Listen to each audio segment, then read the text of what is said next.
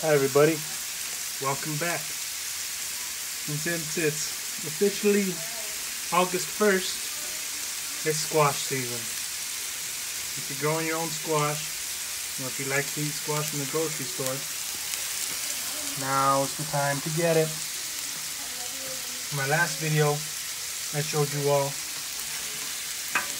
the 8-ball squash that I grow.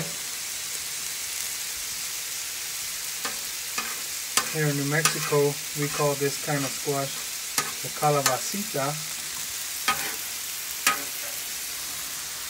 It's a round squash. Very, very tender squash. The skin on it, very thin. What you do is you cube it up.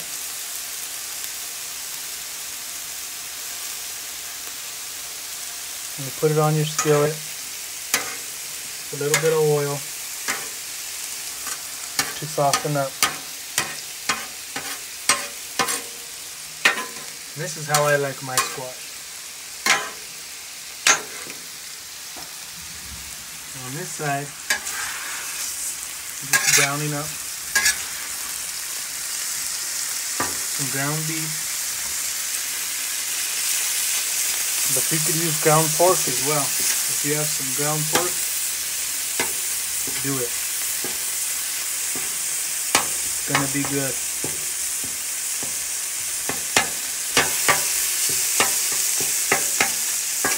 So you brown this meat up, whether you're using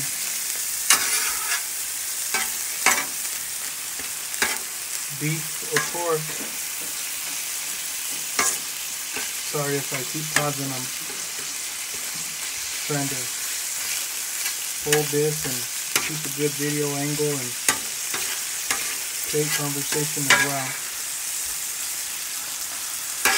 So I've salt and peppered this, both the squash, sorry about that, in the beef. Now I'm browning it up. As I'm browning it up, I'm getting rid of any excess fat that we might get from this hamburger.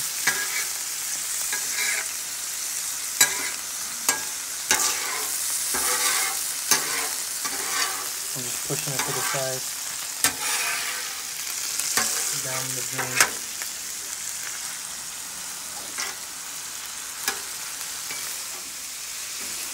Sorry about that, I had to step away for one split second. Alright, so browning this ground beef up.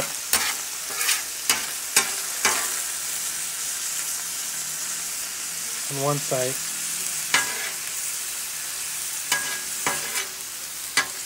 And on the other side here, we're just softening up this squash. I did peel it. I like it peeled more than I do with the skin on it, but if you want to leave the skin on it, you can eat it as well, and there's nothing wrong with it. Just gonna soften this squash up.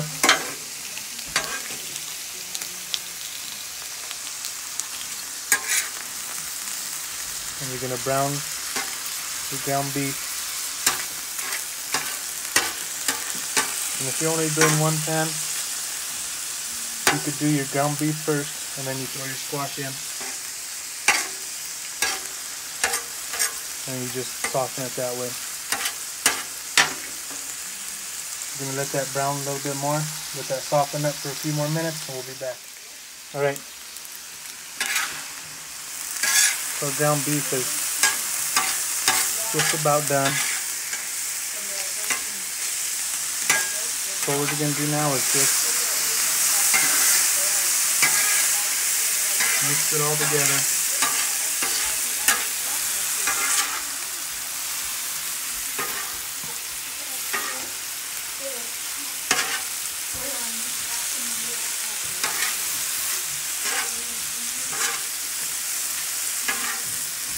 Mix that all together.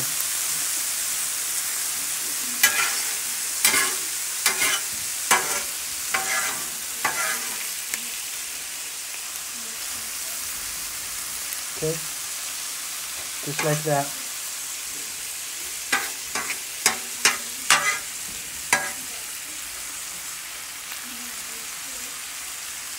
Now at this point, you could add some corn into it. But myself and my family's not real big fans of corn, so I'm going to leave the corn out this time. But if you like corn, put your corn in it right now. Soften that corn up for a little bit.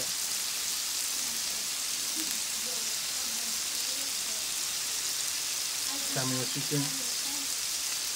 And if you have some green chili, slice up some green chili and throw it in here. Be back in a minute. Alright, so we got the chili inside. I'm not going to add that to this because we have kids that are going to be eating dinner too, and we don't want to burn them with the chili heat. But one last thing I put in my squash and hamburger meat: potatoes. Cubed them up, threw them in the deep fryer, got them nice and brown. Okay. Now we're just going to mix it around with that hamburger meat and squash.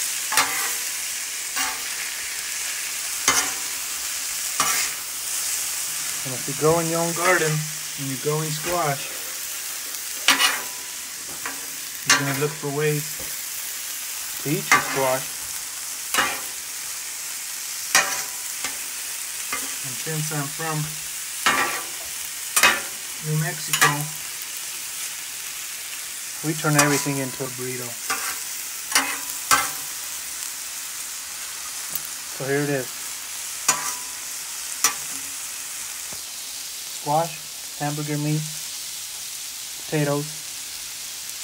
We'll put our green chili on our burrito separately, that way we don't put it in the mix itself. But if you want to, add corn and green chili to this, and it's going to be amazing. Throw a little bit of cheese on it.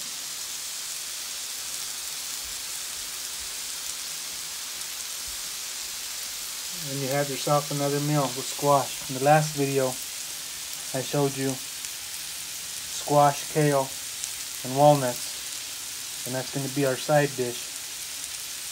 Right now we have squash coming out of our ears. So we're just trying to eat it as much as we can.